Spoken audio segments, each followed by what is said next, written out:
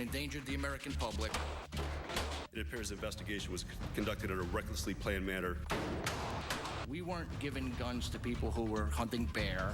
We were giving guns to people who were killing other humans.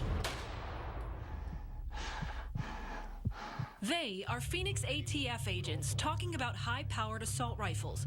Guns like the weapons found at the murder scene of Border Patrol agent Brian Terry, shot in the back just before Christmas. Do you solemnly swear? ATF agents in Phoenix say for months they knowingly allowed thousands of these guns to slip into the hands of buyers who would distribute the weapons to known criminals. It made no sense to us either. It's just what we were ordered to do, and every time we questioned that order, there was punitive action. It was part of a strategy intended to lead investigators to drug lords in Mexico.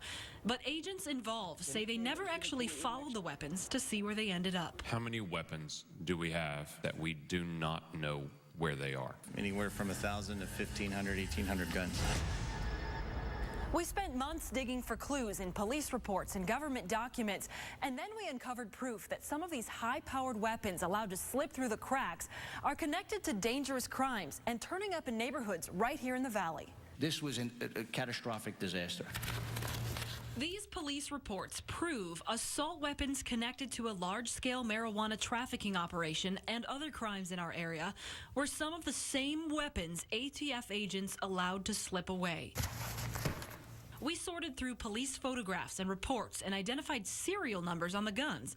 Then we matched the serial numbers to official ATF documents. Guns connected to at least 2 Glendale cases and at least 2 Phoenix cases also appear on a sort of ATF watch list called the Suspect Gun Database. Dates printed on at least 3 ATF suspect gun summary documents prove agents allowed the suspicious gun sales months before those same weapons turned up at the Glendale and Phoenix crime scenes.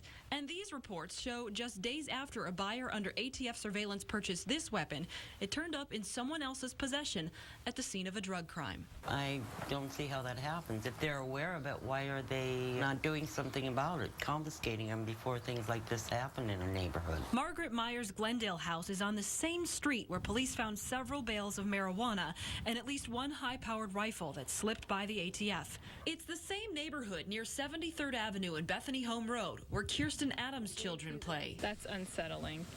Absolutely. Our investigation found other weapons linked to the controversial ATF strategy turning up near 83rd Avenue and McDowell in Phoenix, 43rd Avenue and Camelback in Phoenix, and we found a gun linked to drug crimes at homes near these locations in Phoenix and Glendale. Who knows where they're going to end up? And in fact, there's ample evidence even besides your own investigation that they've been used on crimes on this side of the border. But how many? I can't give you a figure. Iowa Senator Chuck Grassley told us he's collecting evidence, trying to find out which leaders knew about the ATF strategy and when. And in early June, he sent public records requests to every county sheriff and every major police department in the Valley in an effort to track what may be hundreds of other illegally purchased guns in our state. Weapons ATF agents say they knowingly let fall into the hands of criminals. With people like you down there in Arizona investigating this, and with Congressman Issa and this senator on the case, they know we aren't going to give up. I believe that these firearms will continue to turn up at crime scenes on both sides of the border for years to come. The ATF denied our Freedom of Information Act request for information about other weapons that have slipped through the cracks and have been linked to Valley crimes. And they refused to comment on what we uncovered, saying it's still part of an open investigation.